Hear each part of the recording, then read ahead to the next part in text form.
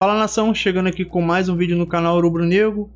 Separei um da Renata Fã dando vral nos rivais lá, né, no caso do programa. Principalmente no Ronaldo, né, que é o corintiano, que ficou churumingando lá de que o Flamengo rasgou regra, não sei o que. Aquela desculpinha de sempre, aquele chororô de sempre, né. E ela deu uma zoada boa lá. Bora ver aí. Lembrando que os créditos vai estar na descrição. Lembrando você também para dar aquele like, dá forcinha aí, beleza?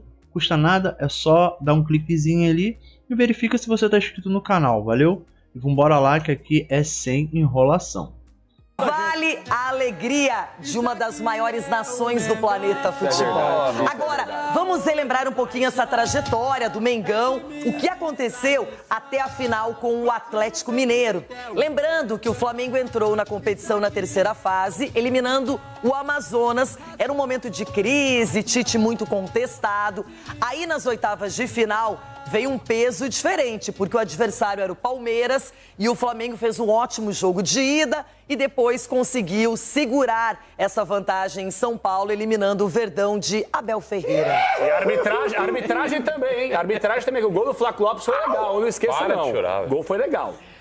As quartas de final, aí outro momento eliminando o Bahia do Rogério Ceni. Aí normal. Verdade. Por que, Rona? É normal, é porque o Rogério Ceni nunca ganhou do Bahia, nunca ganhou do Flamengo. Aí é normal. E nunca ganhou do São Paulo. Não consegue ganhar de jeito nenhum, velho. E aí rasgou-se o quê? O quê? Não sei. O regulamento. E por quê? Diga por quê. Ganhou do Bahia, o Flamengo ganhou do Bahia, atropelou o Bahia, aí no meio da confusão, rasgou-se o regulamento e o Flamengo enfrentou o Corinthians. E jogou só lá no Rio, hein? E aí, como diria um amigo meu, vral. Vral.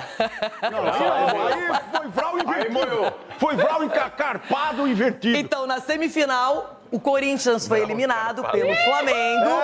E aí, gente, tem uma mudança, que não é o regulamento. Aqui entra em cena Felipe Luiz. É verdade. Felipe Luiz. Essa é a mudança de ânimo, de chave, né, Dê? Pegou só a cereja do bolo, filho. Tite foi até ali, né? Dali pra frente, moiou. Lembrando que aqui na semifinal contra o Corinthians, na casa corintiana, teve um jogador expulso, Bruno Henrique. Ele fez aquela estratégia de já colocar o Fabrício Bruno, segurou o resultado, não é? Então acabou chegando na final. E aí vem o Atlético Mineiro de Milito e não teve pra ninguém. Aí foi brau. Aí amasso, 3-1 na ida, na volta 1-0. É, gente. E aqui, ó, o total, 8 vitórias, 1 empate e apenas uma derrota. Só perdeu pra quem? Pro Palmeiras. É verdade. Na volta. Que desânimo. É que o Flamengo só foi convencer depois que o Felipe Luiz chegou. Porque esse retrospecto, assim, contra o Palmeiras, fez um jogo legal lá no Rio, chegou aqui em São Paulo, na minha opinião, de uma forma covarde. Aquele futebol do Tite, todo mundo atrás da linha da bola, assim, o Palmeiras amassando. Enfim, tem até um gol anulado, como o Capela falou aqui, contra o Corinthians, no Rio. O Corinthians se segurou de não tomar uma lavada do Flamengo. Hugo neles. O Hugo pegou muito, enfim.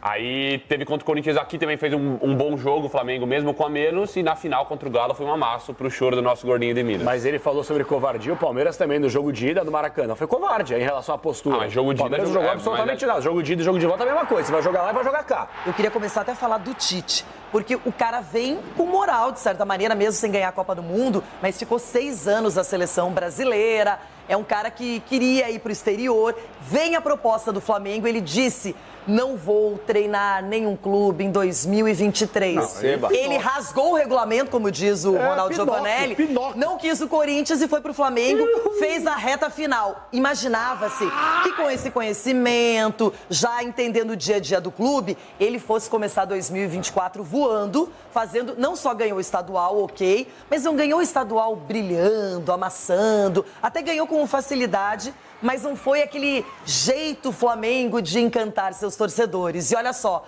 aqui está o Tite e a gente fez um apanhado geral de outubro de 2023 a setembro deste ano. Foram 70 jogos pelo Flamengo. 42 vitórias, 12 empates, 16 derrotas. O aproveitamento não é baixo, é de 65,7%. Ganhou o Campeonato Carioca e ele foi demitido após a eliminação para o Peñarol nas quartas de final da Libertadores. Dedê. Loirão, os números são bons do Tite. Sim.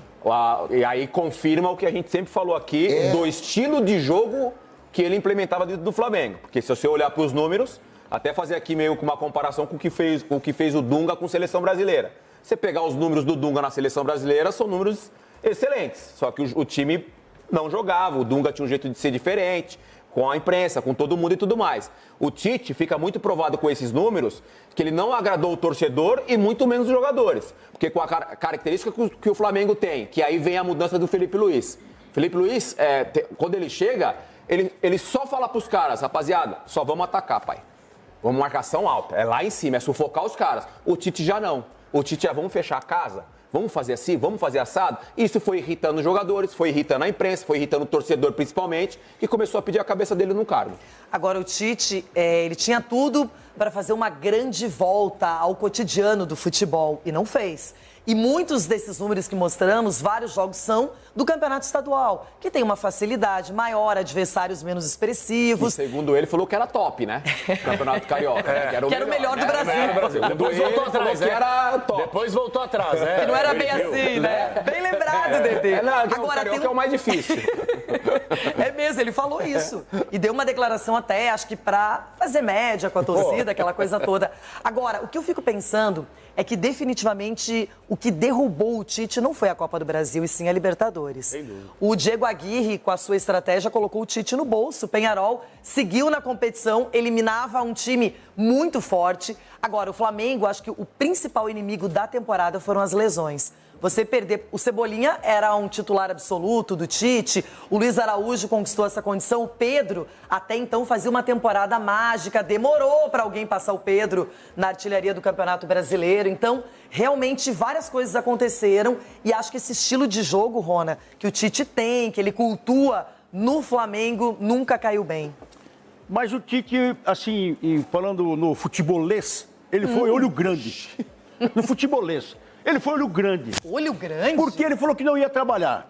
Não foi isso? Foi. Eu não vou trabalhar, eu vou fazer aqui, vou esperar terminar. Aí ele viu que o Flamengo, um baita de um elenco, um baita de um time, faltando comando. Ele falou, acho que eu vou rasgar minhas férias, como foi rasgado o regulamento. Eu vou rasgar minhas férias e vou tomar conta do Flamengo, porque lá vou nadar de braçada. 16 derrotas. Você viu os números ali? E o Denilson falou que os números do time são bons. Não, mas o aproveitamento não é ruim, não. Com um time com uma folha lá em cima. Arrascaeta, Gerson, todo mundo, Pedro, Gabigol. Ele não consegue reconhecer o erro, nunca a culpa é do Tite. Sempre na coletiva aquele papo dele assim, que um flamenguista não Aquela quer. resenha, morte. Tem que se adaptar. E olha que eu gosto do Tite, mas a resenha não é boa. Não, cara, mas tem que se adaptar ao Flamengo. Eu falei várias vezes aqui durante a temporada, na minha opinião, o Tite não estava entendendo onde ele estava. No Flamengo a pressão é muito maior do que a seleção brasileira, muito maior porque envolve a paixão de uma nação, de milhões de torcedores. A seleção a gente sabe como que é, todo mundo junto assim torcendo, só que não envolve aquele negócio assim passional de coração para muita gente. Muito mais pressão, ele na coletiva falando com um jeitinho assim que não falava com o povo, com o público que estava assistindo a coletiva. E também em campo, colocando Carlinhos ao invés do Gabigol, com todo respeito ao Carlinhos, por conta de birrinha pessoal. Pra mim tá errado. Ele dividia as coletivas com o filho com o preparador físico, com o Sampaio, com várias pessoas. Eu acho que... Você vê o Abel Ferreira, que todo mundo dá pancada, porque às vezes ele não é tão legal com a imprensa, não é tão... Mas ele fala. Mas quem é que tá do lado dele? Ele se defende. Quando ele tá suspenso, ele não tá lá. Mas quando ele tá disponível, é ele que dá a coletiva. E o Tite querendo fazer uma coisa meio... Vamos democratizar a coletiva. Não dá. O torcedor, ele quer ouvir o treinador. Acabou o jogo, ganhando ou perdendo. Quem tem que falar é o treinador.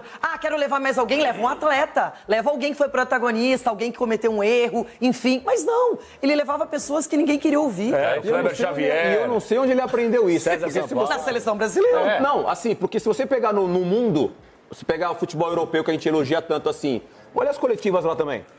É o treinador. O Ramon Dias leva o filho quando pode, mas acho que é mais por uma questão até de tradução também. Eu sou contra isso aí. Eu sou contra. O treinador que tem que falar, ponto, acabou. Entendeu? Mas é isso que a Renata tá falando. Exato, eu concordo com a Renata. Então, a Renata... Não, ele é contra o Ramon Dias. Não, o Ramon Dias leva o filho. A Renata tá falando que é isso aí. É um nepotismo gigantesco. Coletiva, fala, derruba técnico. O Tite, ele se mostrou mais uma vez um hipócrita gigantesco. Que isso? Gigantesco. E eu vou falar o porquê. Eu não esqueço as coisas aqui.